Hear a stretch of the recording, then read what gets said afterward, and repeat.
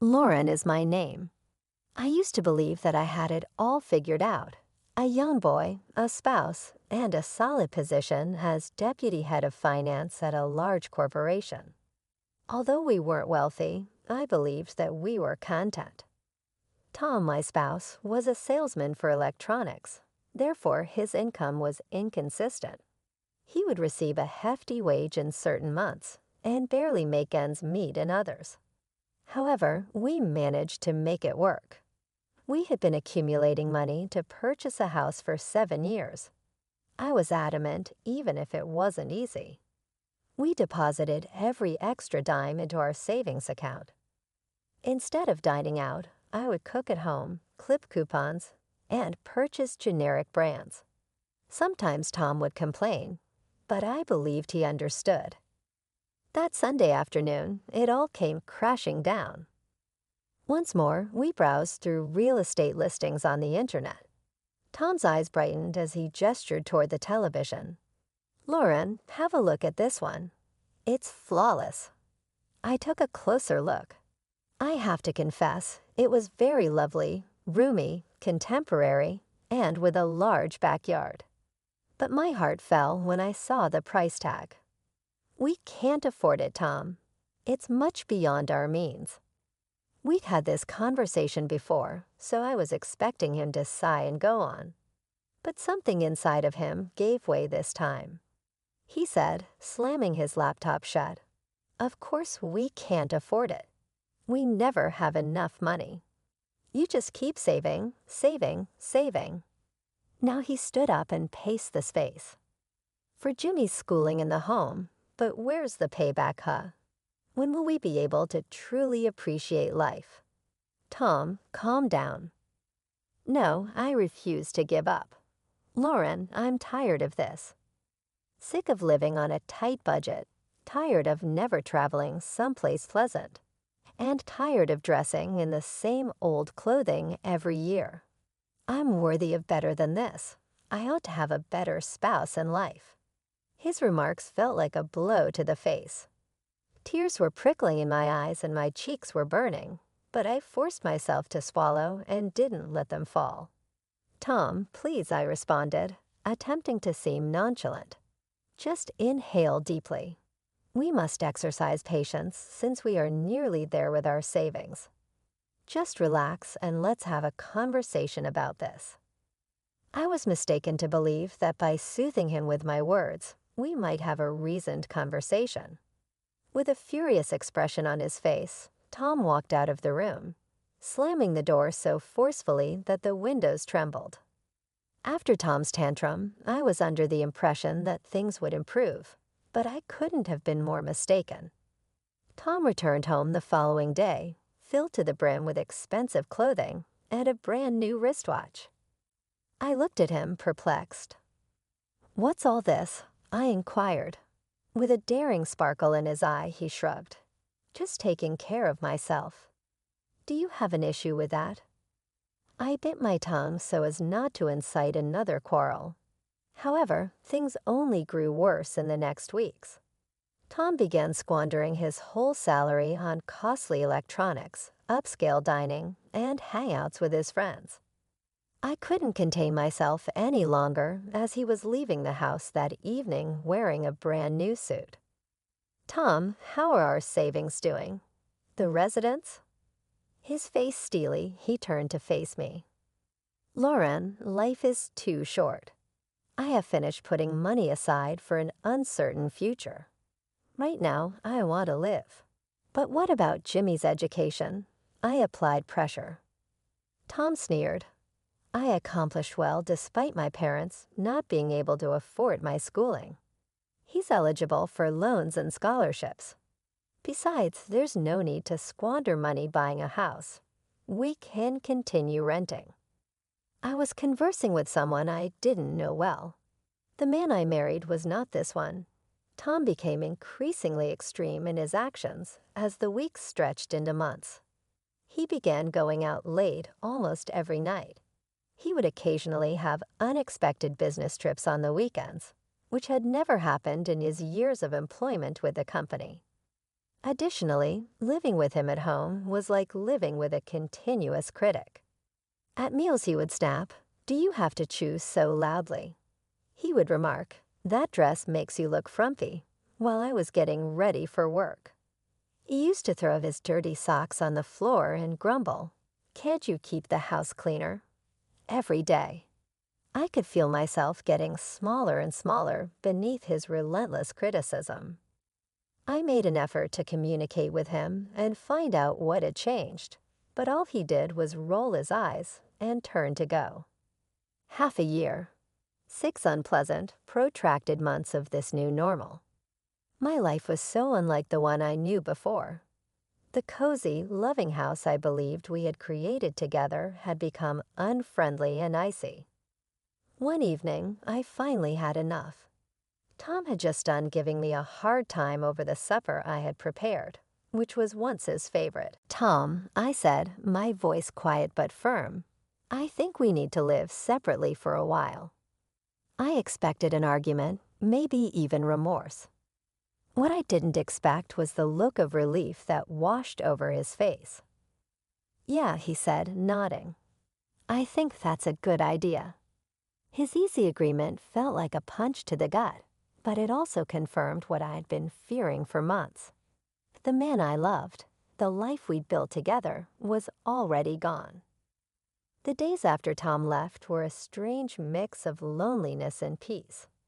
I told myself this separation was temporary, that Tom would realize what he was missing, face the harsh realities of life on his own, and come back appreciating everything we built together.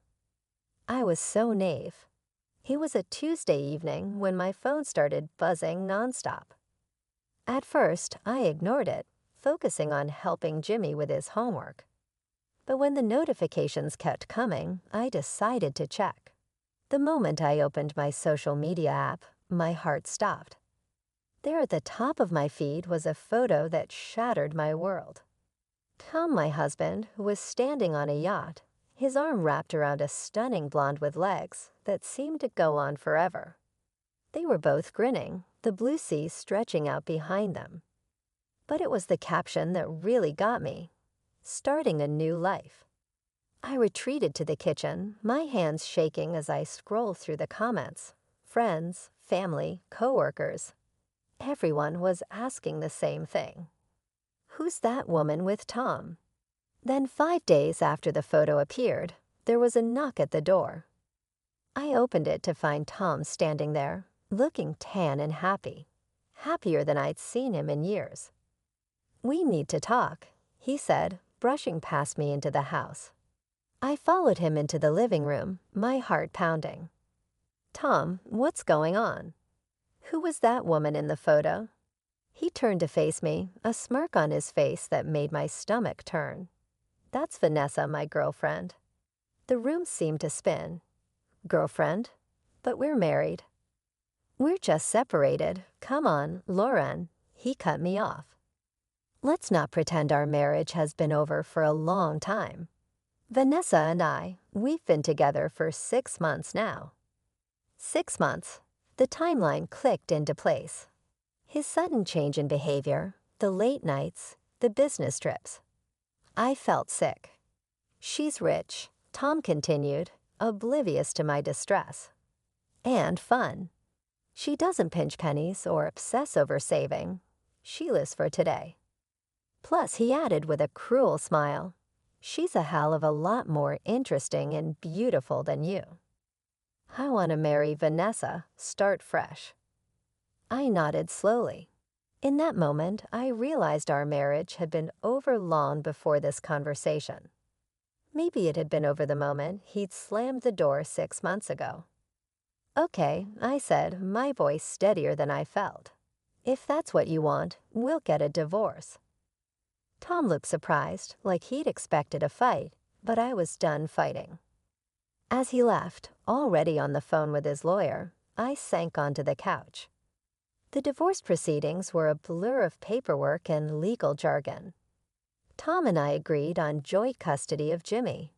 I wanted him to have both parents in his life, despite the mess we made of our marriage. But even with the divorce finalized, I was far from okay. The betrayal, the public humiliation, the sudden upheaval of my entire life. It all hit me like a ton of bricks. I found myself struggling to get out of bed in the morning, barely able to focus at work. That's when I decided to see a therapist. Dr. Reynolds was a kind older woman with gentle eyes. "Lauren," she said in our first session, "what you're feeling is normal. You've experienced a significant trauma. But you're here, and that's the first step towards healing." Those sessions became my lifeline. Slowly, with Dr. Reynolds' help, I started to process my emotions, to understand that Tom's actions were about him, not me. For Jimmy's sake, I pushed myself to heal, to move forward. I threw myself into my work, started exercising, even joined a support group for divorced women. Bit by bit, I felt myself emerging from the fog of depression. Then Tom married Vanessa. I tried to be happy for Jimmy. He seemed to like her well enough. But things started to change. It began innocently enough. Tom asked to have Jimmy for a weekend, an extra day here and there. I agreed, wanting to encourage their relationship. But soon, those weekends turned into weeks. "Jimmy," I asked one day, "don't you want to spend more time here at home?" He shrugged, not meeting my eyes. "Dad's place is more fun." That should have been my first warning sign, but I brushed it off, telling myself it was natural for a boy to want to spend time with his father. As the months went by, though, Jimmy spent less and less time with me. When he did come home, he was different, distant, and he always seemed to have new clothes, new toys, stories of exciting trips and adventures. Finally, after yet another weekend where Jimmy begged to stay at his dad's, I sat him down for a talk. "Honey, what's going on? Don't you like being here anymore?" Jimmy fidgeted, still not meeting my eyes. "It's just Dad and Mom let me do whatever I want." I echoed, confused. "Yeah, Vanessa, she buys me cool stuff all the time. We go to amusement parks and fancy restaurants. It's way more fun than here." His words felt like a slap in the face. "Jimmy, you know we can't afford that." "That's the problem," he burst out. "You never want to spend money on anything fun. It's always save this, budget that. Dad says you're stuck in the past, always worrying about the future instead of living now." Things spiraled quickly after that. Jimmy started refusing to come home at all. When he did, he'd complain constantly, comparing my modest home unfavorably to Tom and Vanessa's lavish lifestyle. The final blow came on a rainy Tuesday. I'd been trying for days to get Jimmy to come home for dinner. When he finally arrived, he took one look around our living room and smeared, "God, this place is like a village barn compared to Dad's house. I don't want to live here anymore." The months slipped by, each one harder than the last. I watched from the sidelines as my son grew up, becoming more and more distant. Every time I reached out, I was met with indifference or outright hostility. Then came the day that shattered what was left of my world. It was Jimmy's 14th birthday. I'd hoped, foolishly perhaps, that he might want to spend it with me. Instead, I got a phone call that changed everything. "Mom," Jimmy's voice was cold, detached. "I need to talk to you about something important." We met at a cafe, neutral ground. Jimmy sat across from me, looking more like a stranger than my son. Then he dropped the bomb. "I want you to give up your parental rights," he said, his voice steady. "Vanessa wants to adopt me." I felt like I'd been punched in the gut. "What, Jimmy, I'm your mother." "No," he cut me off. "Vanessa's my mom. She's been there for me. She understands me. She and Dad can give me the life I want." He hesitated, then plowed on. "She can't have kids of her own. I want to be her son legally." I sat there, stunned, as Jimmy laid out their plan. Tom and Vanessa had already spoken to a lawyer. All they needed was my signature. Over the next few weeks, Tom and Vanessa pressed hard. Tom was triumphant, gloating. I wanted to fight. Every maternal instinct in me screamed to hold on to my son. But looking at Jimmy's face, seeing the determination there, I knew it would only push him further away. With a heavy heart, I signed the papers. The finality of it crushed me. I spiraled into a deep depression. If it hadn't been for my mother, I'm not sure I would have survived. She moved in with me, forcing me to eat, to get out of bed, to keep living. Slowly, painfully, I started to rebuild my life. I threw myself into work, started volunteering at a local animal shelter. Anything to fill the void left by Jimmy's absence. 3 years after the divorce, I met David. He was kind, successful, and patient. He listened as I poured out my story, offering support without judgment. When David proposed, I surprised myself by saying yes. As we exchanged vows, I felt a mix of joy and sadness. This wasn't the life I planned, but maybe it was the life I was meant to have. Just when I thought I had my new life figured out, I discovered I was pregnant. The news hit me like a tidal wave of emotions: joy, fear, excitement, and a twinge of sadness as I remembered the son I'd lost. David was over the moon. He'd always wanted children, but had never had the chance. We threw ourselves into preparing for the baby, transforming one of the rooms in our new house into a nursery. Oh, the house. It was everything I'd ever dreamed of and more, spacious with a beautiful garden and a view that took my breath away. Every morning as I stood in the kitchen, my hand resting on my growing belly, I couldn't help but think how different this was from the life I'd had before. I tried not to think about Jimmy. He never called, never answered my messages. But I couldn't help myself from checking his social media accounts. At first, I told myself it was just to make sure he was okay. But as I scrolled through photos of lavish parties, expensive cars, and exotic vacations, I felt a growing unease. The carefree boy I'd raised was gone, replaced by a young man who seemed to value wealth and status above all else.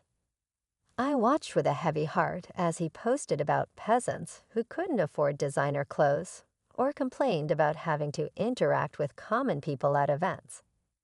The final straw came when he shared a rant about how people below his level shouldn't be allowed in certain clubs.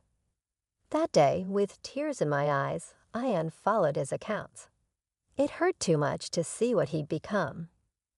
Months passed, and our daughter, Emily, came into the world.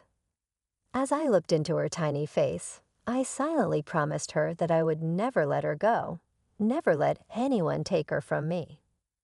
As Emily grew, we started taking family trips, nothing extravagant, just weekend getaways to the beach or visits to nearby cities. I loved watching Emily's eyes light up at new experiences, hearing her delighted giggles as David swung her around in the waves. Life settled into a happy routine. I'd almost forgotten what it felt like to be constantly on edge, always worried about money or the next argument with David. With Emily, I felt safe, loved, and content. Then came the day that turned everything upside down again. It was a sunny Saturday afternoon. David had taken Emily to the entertainment center for some daddy-daughter time, and I was enjoying a rare moment of quiet, catching up on some reading in our living room. The doorbell rang, startling me. We weren't expecting any visitors. Curiously, I went to answer it. The moment I opened the door, my heart stopped. Standing on my doorstep, looking older and somehow both familiar and strange, was Jimmy. He was taller now, his boyish features sharpened into those of a young man. He was dressed expensively, a gold watch glinting on his wrist, but it was his eyes that caught me. They were hard, calculating, so different from the warm brown eyes I remembered. "Hey, Mom," he said, his voice deeper than I remembered. "Long time no see." I stood frozen, unable to speak. Jimmy's eyes roamed past me, taking in the foyer with its high ceilings and elegant decor. He let out a low whistle. Wow, nice place you've got here. Looks like you're not doing too bad for yourself. His tone was casual, almost mocking. I felt a chill run down my spine. Jimmy, I finally managed to stammer. What are you doing here? How did you find me? He shrugged, a smirk playing on his lips. Grandma told me. Don't worry, I had to work hard to get it out of her. She's quite protective of you. I made a mental note to thank my mother later and to have a serious talk with her about boundaries. Can I come in? Jimmy asked, not waiting for an answer as he brushed past me into the house. I stood in the living room, watching as Jimmy sauntered in and sprawled across our pristine white couch like he owned the place. What happened, Jimmy? Why are you here? I asked, trying to keep my voice steady. He let out a bitter laugh. Oh, it's a real soap opera, Mom. Turns out my dear old stepmom wasn't as devoted as we all thought. Vanessa divorced Dad and kicked us both out of the house. Can you believe it? That impudent gold digger found herself a younger model and decided she didn't need us anymore. I winced at his crude language, but he was on a roll now. Guess I bet on the wrong horse, huh? He looked at me pointedly. Should have stuck with good old reliable Mom instead of chasing the high life with that. His words stung, bringing back all the pain of his rejection. But before I could respond, he switched gears. But hey, water under the bridge, right? You're still my mom. We've got a lot of lost time to make up for. His tone was jovial, but there was something unsettling in his eyes that made me uneasy. I took a deep breath. Jimmy, I'm not sure it's that simple. You chose to cut me out of your life. Legally, I'm not your mother anymore. He waved his hand dismissively. Technicalities. Blood is thicker than water, and all that crap. Besides, he grinned, think of all the money you saved not having to raise me these past few years.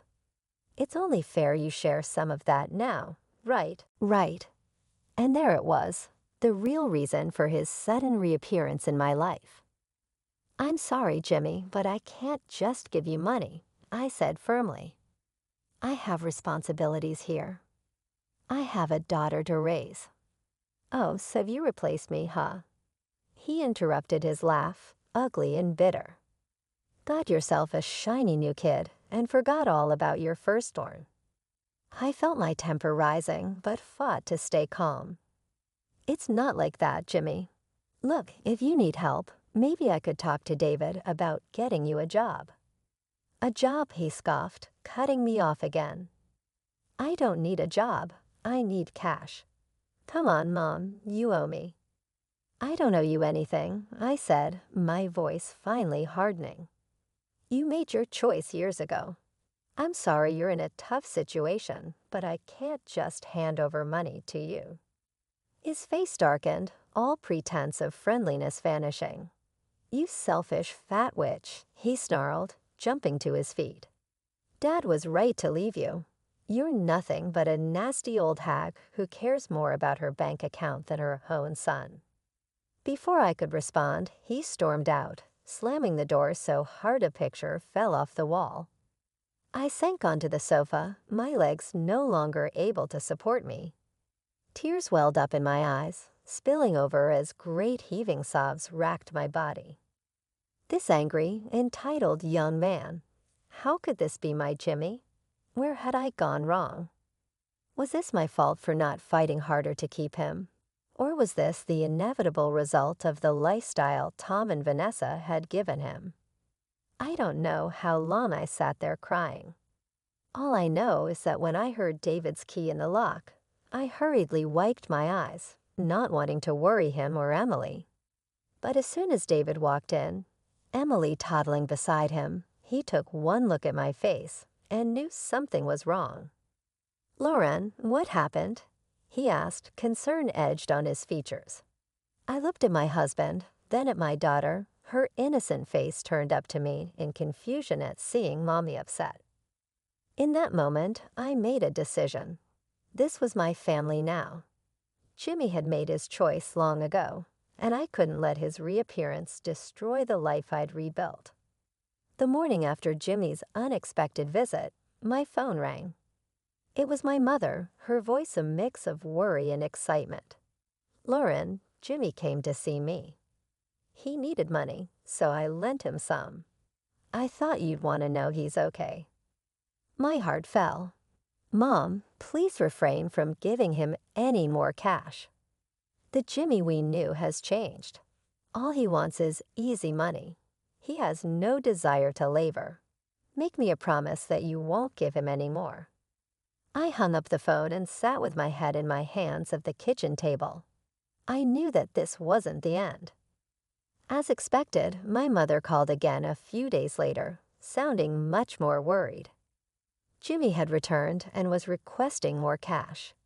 He got combative, yelling and beating on my door when I refused. The final straw was that David and I got to work right away. After dropping Emily off with David's parents, we spent the week at my mother's place. It was our turn to keep awake, alert at all times. On a soggy Thursday evening, the confrontation we had been dreading finally materialized. Jimmy arrived, banging on the door and yelling for money while obviously intoxicated. With David following on my tail, I opened the door. "Jimmy, you need to leave now." His eyes lacked focus and were wild. He pushed forward, "Not until I get what's mine." But David stopped him.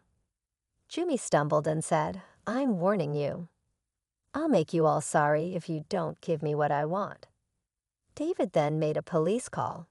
Jimmy persisted in his tirade and threats as we waited for them to show up. In the backdrop, my mother trembled and clutched her chest. My heart hurt to see her misery and dread. Jimmy was swiftly taken away and subdued by the cops upon their arrival. I had an odd mixture of relief and melancholy as the patrol car drove away. I messaged Tom on social media later that evening in the hopes that he could assist Jimmy. He gave a chilly reaction. "It's no longer my concern. Vanessa stole everything from me and left me to cope with my own problems. Jimmy is by himself." I could feel the remaining strands of my former existence finally breaking as I read his remarks. I went to court the following day to get a restraining order against Jimmy. Although it was the toughest thing I had ever done, I felt it was essential to keep my family safe. Years elapsed after months. Jimmy was never seen by us again. Though sleepless nights decreased with time, life continued on.